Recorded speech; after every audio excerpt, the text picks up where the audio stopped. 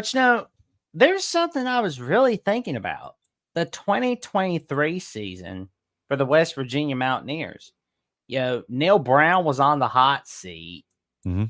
and it looked like his seat was just in knocking on death's door. Yep. But then we see this 4-game winning streak, and it's like it saved him.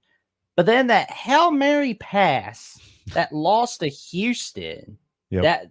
that was a bad beat for everybody, especially people betting on that game. That was on Scott Van Pelt's bad Mm-hmm. beats, of course. Mm-hmm. And it looked like back in the saddle on the hot seat. But then we see West Virginia ending the season by winning 5 of the last 6 games, with the exception of that Oklahoma game, of course. Mm-hmm. But what was your take throughout 2023, and what was your takeaway from it as a whole?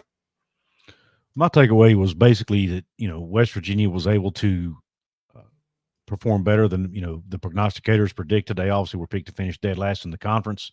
That story's been told multiple times. Don't need to rehash it, but they used that as motivation to go out and win 9 games, including a bowl win over North Carolina. Neil not only got off the hot seat, got himself a 1-year extension at West Virginia, and the future looks good. There's a lot of excitement around the program, a lot of positivity around the program. Recruiting is doing well. So yeah, I mean, they went from hot seat to high hopes basically in a matter of one season. For sure. But the Duke Mayo Bowl. Mm-hmm. Now I know critics have just pawned this game as, well, if Drake May played, West Virginia would have lost. But I personally think West Virginia would have won on account of the fact North Carolina's defense was just disastrous.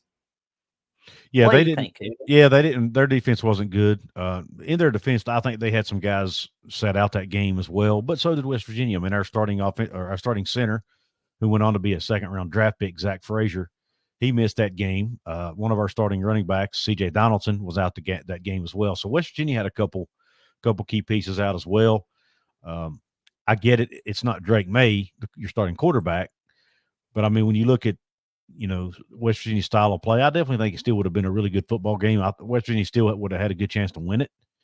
But because North Carolina's defense didn't play that well, especially Garrett Green running the football was really the key to winning that game. To be honest, they weren't able to stop Garrett Green from running the football. Yeah. But the last game I remember West Virginia and North Carolina had before them was the 2008 Meineke Car Care Bowl, Mm-hmm. where Pat White became the first ever quarterback in NCAA history to win 4 bowl games as a starting quarterback. Yep. I mean, that's amazing in of itself. Like, I'll always get a kick out of watching that game, to be honest. Yeah, Pat White, a West Virginia legend, arguably one of the greatest college quarterbacks ever in our opinion. Definitely one of the best ever at West Virginia. Had them knocking on the door of a national title in 2007. Some 4 straight bowl wins, including 2 BCS bowls.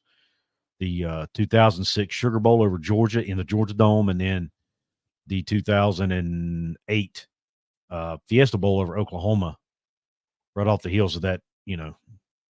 Rich Rodriguez leaving and all that. So yeah, two big BCS wins in his tenure, and also had beat Calvin Johnson's Georgia Tech team in a bowl game as well his sophomore year. So 2000. Oh yeah, that was in the 2007 Gator Bowl, I believe. Yep, it was. Yep. Georgia Tech played Wake Forest in the ACC top game that year. Man, when will we ever see that again?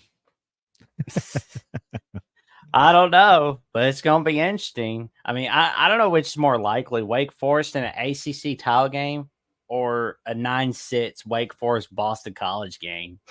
Yeah, really. But